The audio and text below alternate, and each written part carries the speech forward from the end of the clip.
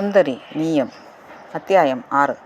அடுத்த ஞாயிற்றுக்கிழமையும் விடிகிற போதே வெகு பரபரப்பாக விடிந்தது. பாண்டே முதல் நாள் மாலையே இவனுக்கு ஃபோன் செய்து விட்டார்.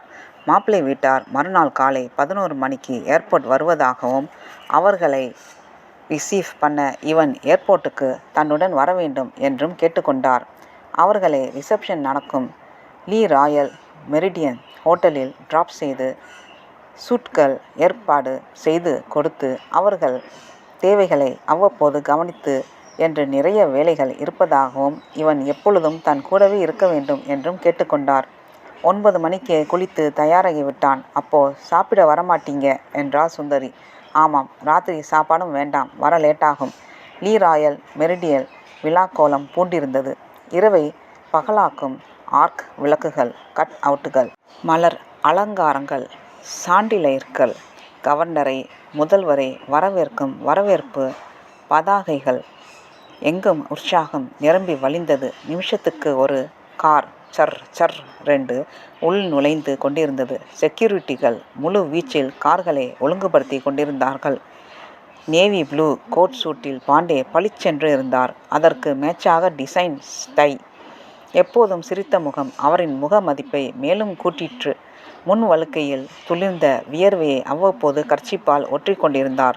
தியாகுவை அந்த சூழல் எந்த வகையிலும் பாதிக்கவில்லை. அவன் மனம் சூன்யமாக இருந்தது. ஆனாலும் அவன் பாண்டேவுக்காக வந்திருந்தான். அவருக்காக எதுவும் செய்ய சித்தமாயிருந்தான். எனவே அவர் பார்வை படும்படியாக ஓரிடத்தில் நின்று கொண்டான். எந்த சமயமும் அவர் அவனை அழைக்கக்கூடும். ஹால் விதவிதமான வாசனைகளால் நிரம்பி வழிந்தது. பூக்கள், பெர்ஃப்யூம்கள், பொக்கேகள், ரூம் ஃப்ரெஷர்கள். பெண்கள் பெரும் அலங்காரத்தில் வளைய வந்தார்கள். எல்லார் உடம்பிலும் வைரம் டாலடித்தது.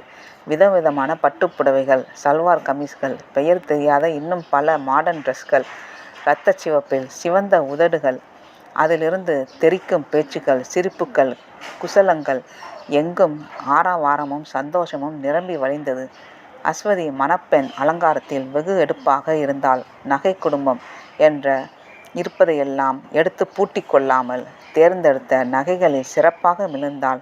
அவள் IAS கணவன் காஸ்ட்லி கோட் சூட்டில் வட இந்தியா நடிகர்கள் போலிருந்தான்.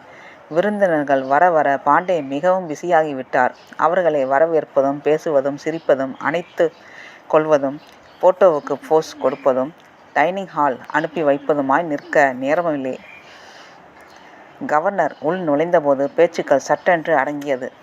சேவகர்கள் பின்தொடர மேத தாளத்துடன் கவர்னர் அழைத்து வரப்பட்டார். அவர் நடந்து வந்த சிவப்பு கம்பளம் பூராவும் மலர்கள் தூவப்பட்டது.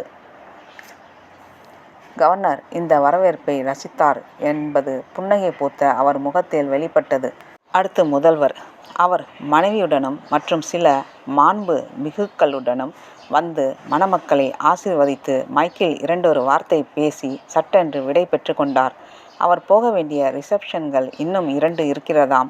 விஐபிக்கள் வந்து சென்ற பிறகு பாண்டேவின் முகத்தில் ஒரு அசுவாசம் தெரிந்தது. மறுபடி பேச்சும் சிரிப்புமாய் ரிசப்ஷன் களை கட்டியது. ஹோட்டல் நிர்வாகம் முழு பொறுப்பேற்று கொண்ட பின் இவனுக்கு அதிக வேலை இல்லாமல் போனது. யூனிஃபார்ம் பட்லர்கள் மானா வாரியாக வெல்கம் ட்ரிங்க்ஸ் வழங்கி கொண்டிருந்தார்கள். இவன் ஒரு கண்ணாடி கிளாஸில் கொஞ்சம் லெமனைட் எடுத்துக்கொண்டு ஒரு பக்கமாய் வந்து உட்கார்ந்து கொண்டான்.